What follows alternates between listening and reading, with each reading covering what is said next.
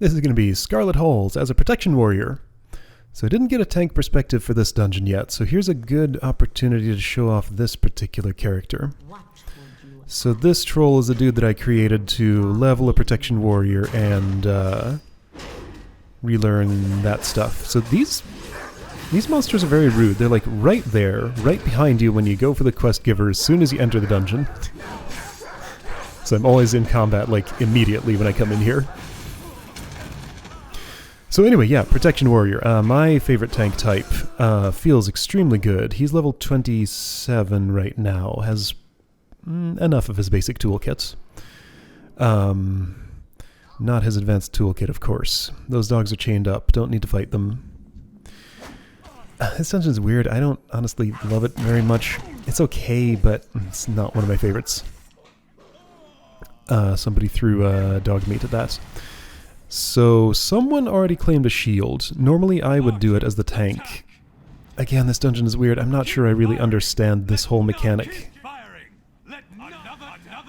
Best I can understand it is just like, grab a shield and stay out of the fire, but the shield slows you down and you can't attack while you're holding it. So I'm just gonna heroic leap forward and attack these and end the shield event. Because as soon as you're in combat with them, then the thing ends, I think. So, anyway, yeah, what kind of healer do I have?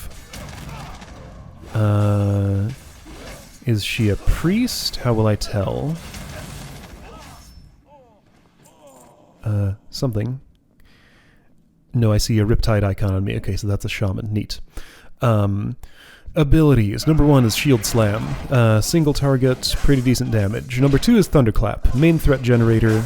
Hits everything all around.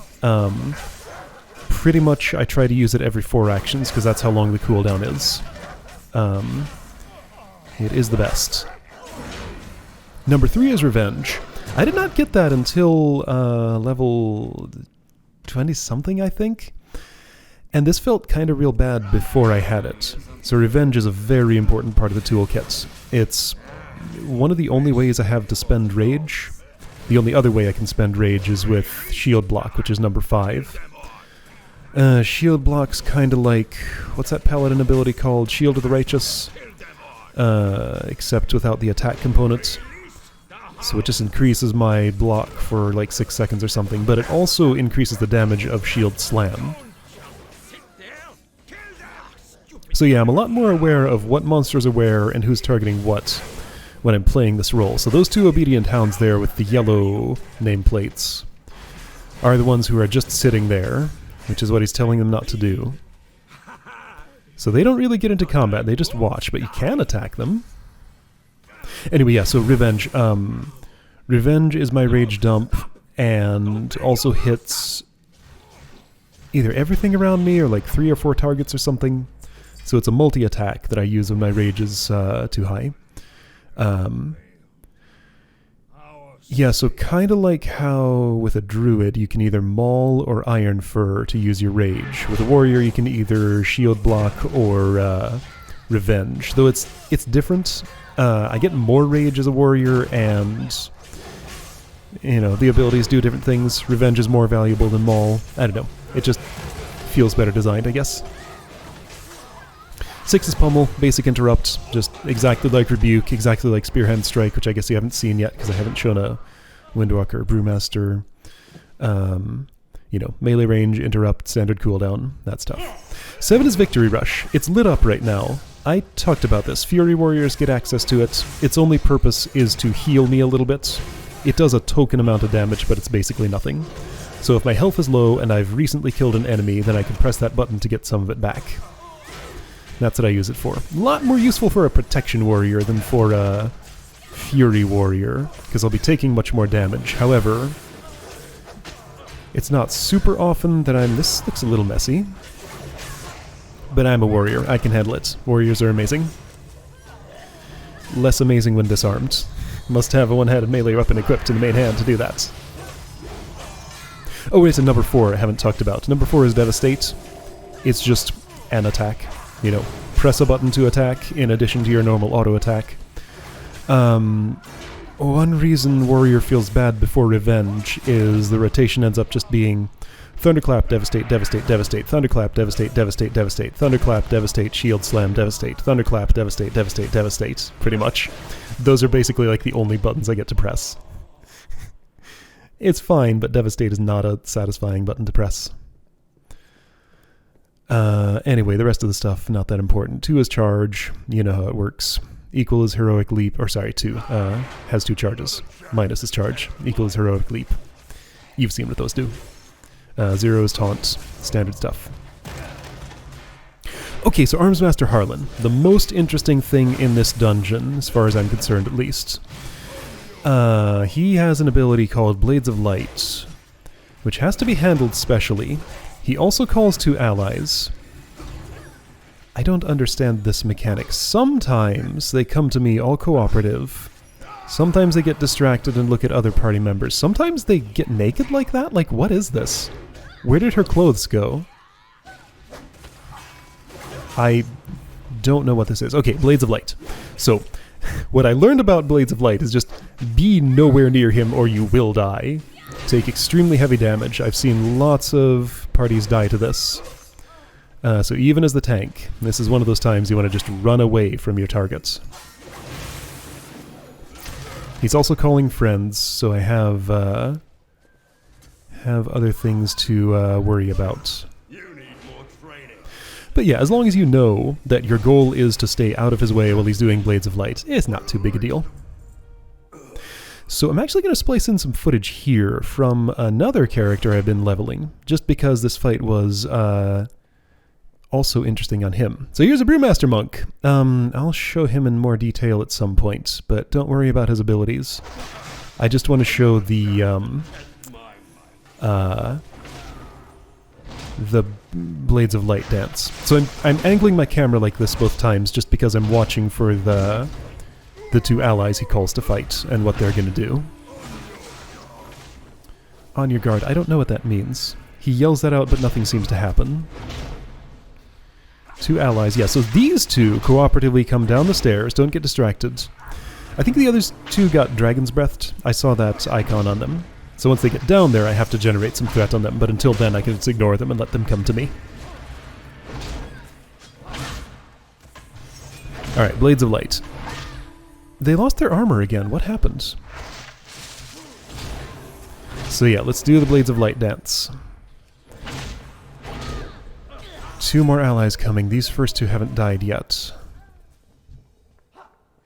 Yeah, so I can just kind of stay on the opposite side of the room from him. Kinda. Dance away from that. And then once he arrives back in the middle, he's ready to stop. Okay, I thought that was more different than what Jarzak experienced, but no, apparently not. Alright, well that's a small taste of Brewmaster. I'm going to show him in another dungeon at some point and talk about him in detail. Oh, that's right.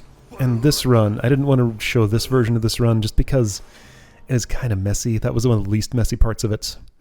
This group comes in, and I didn't understand why initially. I was like, where did these all come from? So I thought this was something Harlan did right before he died that I had never seen before. Turns out these are the 5 dudes from the hallway up there. We had a problem hunter in this group who had pulled all of these to me because apparently he wanted to control the pace of the dungeon and fight these early or something. I don't know. I don't know what happened here, but yeah. I'm blaming the hunter for how this dungeon went. But my warrior had a nice clean run. So let's go back to that. Yeah, so this hallway here I see is clear. Those dudes are not there anymore. So back with Jarzak. After Armsmaster Harlan. These 5. Those are the ones who came in. Wait for everybody to catch up. Charge is a very satisfying button to press. Warrior is extremely fast-paced. Charge has 2 charges, pretty short recharge time. I can just, like, be wherever I want, and I additionally have Heroic Leap. So Warrior has, like, extremely good mobility. It's kind of ridiculous, honestly. Real good threat generation, real good survivability. They're kind of just good at everything. Only thing that's kind of lacking is self-healing. So if I want to go solo something as a protection warrior, it's not as great as doing it as like a protection paladin, for example, with Light of the Protector, or certain other classes. Yeah, so that's one area where they don't really excel. But as long as I have a healer backing me up, protection warrior is like just kind of the best. So in this particular character, I've been very resistant to this, but I've opted to actually have a second action bar on screen, just because Warrior has a ridiculous number of buttons. I have nearly a full primary action bar here, and I need to watch cooldowns on and simultaneously use an entire second action bar full of abilities. So I have this second action bar up above my main one. Right now it only has Heroic Throw on it, my shift one. So I decided the best way to go about that is just to have a shift modifier on my number keys for activating those abilities. So Heroic Throw just throws a weapon at something in the distance, like that. It's a good threat generator, doesn't do much damage, but it generates lots of threats. And it's the, yeah, Scarlet Protection, so those bring up a big shield. That shield was another problem in my Brewmaster's run here. I didn't have an interrupt because Spearhead Strike comes much later than Pummel does. I have to wait to 35 to get an interrupt as a Brewmaster. Warrior gets it at like 24 or something. Anyway, if you can't interrupt that and no one else does, it reduces all damage of anyone in there by like a lot. I hadn't been through this dungeon without somebody interrupting that before, and I don't know, it caused some problems. Bunch of people died, including me there. It was annoying. But since I have an interrupt, I can just get rid of it, and it's no problem.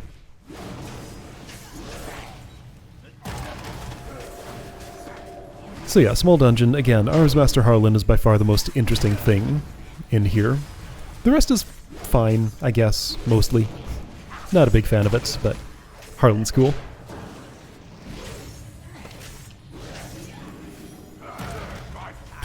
So yeah, I'm trying not to get too attached to this character because, again, the idea is for him to be like basically a second leveling run on my Tauren Warrior that I've shown a couple of times, and then have her take his place once he levels to 90 or whatever she is at that point. But I don't know, I had some fun with the character creator. I made this guy just like the oldest, grumpiest looking troll that I could. Just because I found that funny, I guess. I don't know. He's all bald, gray-haired, wrinkled face. Just looks like he has no patience for anything. But then I'm playing him, so you know, I'm gonna be silent most of the time, or nice when I'm not silent, best I can. And I enjoyed this run, so I wanted to say something about it. Alright. Anyway, sure we'll see this character a little more at some point. But yeah, that was Scarlet Halls. See you next time.